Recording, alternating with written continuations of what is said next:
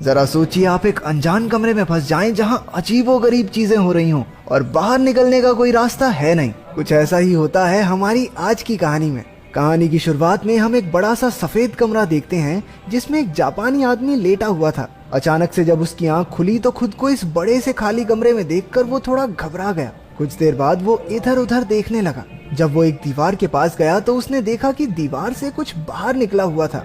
थोड़ी जांच करने के बाद जब उसने उस अजीब सी चीज के सिरे को दबाया तो उसने देखा कि दीवारों से हजारों बेबी एंजल्स बाहर निकलने लगे, पर थोड़ी ही देर में वो सब वापस दीवार के अंदर चले गए। बस उनके शरीर का थोड़ा सा हिस्सा बाहर रह गया।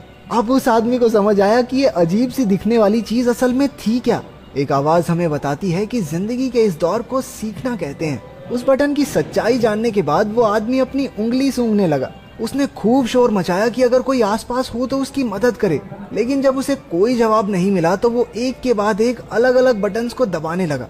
हर एक बटन से नई नई चीजें कमरे में गिरने लगती। कभी टूथब्रश निकल आता तो कभी एक बड़ा सा गुलदस्ता। उसने हिसाब लगाया कि एक बटन को दबाने से एक पर्टिकुलर चीज ही बाहर आती थी। उसने अपनी इस थ्योरी को टेस्ट करने के लिए एक ही बटन को बार बार दबाकर चॉपस्टिक्स का ढेर लगा दिया, लेकिन अगले बटन को दबाते ही एक शॉपिंग कार्ट तेजी से निकला और जोर से उसके पैर पर लगा, जिसकी वजह से वो दर्द में चिल्लाने लगा। जब उसने अगले बटन को दबाया तो वो ट्रांसफॉर्म होकर एक बच्चे के पिछवाड़े में बदल जाता है, जिसने उसके मुंह पे पाद दिया।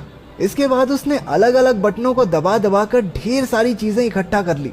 जब वो एक बॉल से खेल रहा था तो वो जाकर एक बटन पर लगी, जिससे सुशी नाम की एक लजीज जापानी डिश बाहर आई। वो खुश था क्योंकि उसे वाकई में बहुत भूख लगी थी।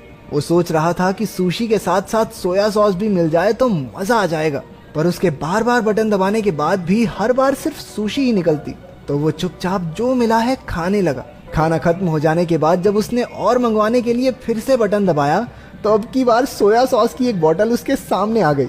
उसने गुस्से में बोतल को दूर फेंक दिया कि जब जरूरत थी तब तो आई नहीं। हाँ, अगला बटन दबाने पर उसे 3D चश्मे मिले।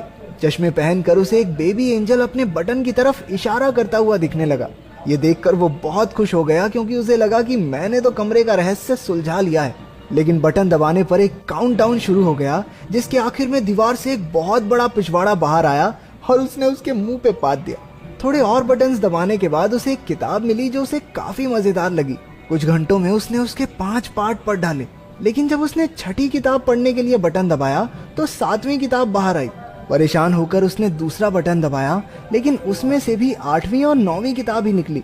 किताब की चाह में उसने एक और बटन को दबाया, तभी उसे अपने पीछे एक दरवाजा दिखाई पड़ा।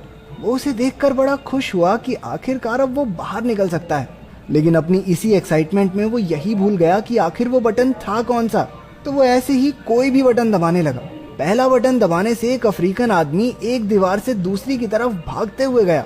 दूसरे वाले से उसके सर पर पानी गिरने लगा, लेकिन आखिरकार तीसरी बार में दरवाजा खुल गया। पर वो जैसे ही बटन को छोड़कर उस दरवाजे की तरफ जाने लगता, वो दरवाजा बंद हो जाता। कुछ देर ट्राई करने के बाद वो समझ गया कि जब तक बटन दबा रहेगा तभी तक दरवाजा खुला रहेगा।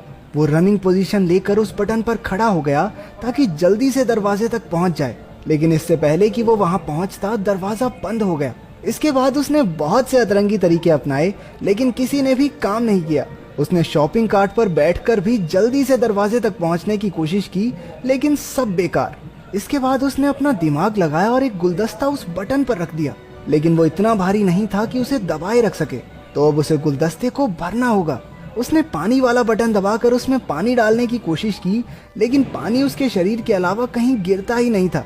फिर उसने दिमाग लड़ाकर गुलदस्ते को सुशी से भर दिया। वो बड़ी मुश्किल से उसे वहां लेकर गया, लेकिन उसने गलती से वो गुलदस्ता एक दूसरे बटन पर रख दिया, जिसके बाद वो अफ्रीकन आदमी भागता हुआ आया और उससे टकराने की वजह से गुलदस्ता भी टूट गया। वो गुस्से और फ्रस्ट्रेशन में चिल्लाने लगा। उसने कुछ और छोटे मोटे पैंतरे लगाए, लेकिन दरवाजा हर बार उसके पहुंचने से पहले ही बंद हो जाता। फिर गलती से एक बटन दबाने पर एक रस्सी नीचे आई। उसने हिसाब लगाया कि रस्सी से झूलकर वो जल्दी से दरवाजे तक पहुंच सकता है, और ऐसा हुआ भी। लेकिन जब उसने दीवार के पीछे मौजूद दरवाजे को खोलने की कोशिश की तो पता चला कि इसे खोलने के लिए एक चाबी की जरूरत थी। वो दीवार के बंद होने से पहले कमरे में वापस आ गया। जब उसने गुस्से में दीवार पर लात मारी तो एक चाबी हवा में तैरने लगी, लेकिन दरवाजे की ही तरह ये चाबी भी बटन छोड़ते ही थोड़ी देर बाद गायब हो जाती। अब उसे कोई तरीका निकालना होगा जल्दी से चाबी लेकर दरवाजे तक पहुंचने का। लेकिन जब उसने चाबी वाला बटन फिर से दबाया तो दीवार में से एक कुत्ता बाहर निकलकर उस पर भौंकने लगा। वो फिर से कंफ्यूज हो गया क्योंकि सारे बटन्स एक जैसे तो दिखते थे। इसके बाद उसने सही बटन ढूंढकर उस पर सुशी का एक टुकड़ा रख दिया। एक दो बार फेल होने के बाद आखिरकार वो चाबी लेकर दरवाजे तक पहुंच ही गया। लेकिन अभी मुसीबत खत्म नहीं हुई थी। दरवाजे के ऊपर की तरफ एक नंबर वाला लॉक भी था। वो जल्दी से कमरे की तरफ गया, लेकिन बाहर निकलते हुए फिर से दीवार जोर से उसके पिछवाड़े पर लगी। उसने फ्रस्ट्रेशन में प्लंजर दूसरी तरफ फेंका और उसके एक बटन पर लगने से वो अफ्रीकन आदमी फिर से बाहर आया। लेकिन अब की बार उसने नोटिस किया कि उस अफ्रीकन आदमी के सर पर 3 नंबर लिखे हुए थे और शायद उसी नंबर से वो ताला खुलेगा। क्योंकि दीवार बार बार बंद हो जाती थी तो उसने 3 बार में वो ताला भी खोल दिया। दरवाजा थोड़ा जाम सा लग रहा था तो उसे थोड़ी एक्स्ट्रा जान लगानी पड़ी और इतने में दीवार भी वापस नीचे चली गई। वहां पर इतनी जगह थी ही नहीं कि वो दरवाजे को पूरा खोल सके। वो हताश हो गया और वहीं बैठकर रोने लगा। उसे कमरे के अंदर का समय याद आ रहा था। उसे एहसास हुआ कि कमरे में उसके पास कितना कुछ था। हाँ, वो बाहर नहीं जा सकता था, लेकिन जो चीजें उसके पास थी उसने समय रहते उनकी कदर नहीं की।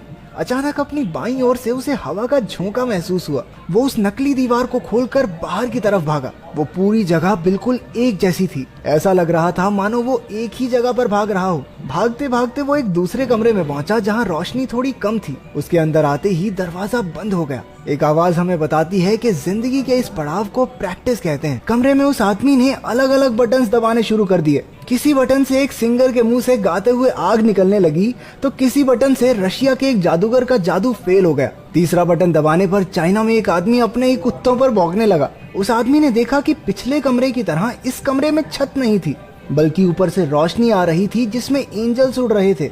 इस बार उसके दिमाग में बहुत अलग चीज आई।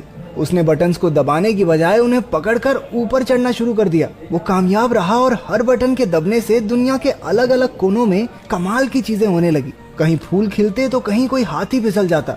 जैसे जैसे वो ऊपर जाता गया तो कहीं टोस्ट बनने लगे तो कहीं इंसान चांद तक पहुंच गए। जब तक वो ऊपर पहुंचा उसकी दाढ़ी और बाल बहुत बढ़ चुके थे। अब उसे दीवार पकड़ने की जरूरत नहीं थी, वो भी बाकी एंजल्स की तरह हवा में उड़ता जा रहा था। एक आवाज हमें बताती है कि उसने अब भगवान का दर्जा पा लिया है और अब पूरी दुनिया उसके हिसाब से चलेगी। आखिर तक आते आते उसके चारों ओर सफेद पंख उड़ने लगे जो उसे आखिरी कमरे तक ले गए। इस कमरे की दीवार पर पूरी धरती का नक्शा बना था और वहां अब तक का सबसे बड़ा बटन भी मौजूद था। वो उसे दबाने के लिए आगे बढ़ा और स्क्रीन काली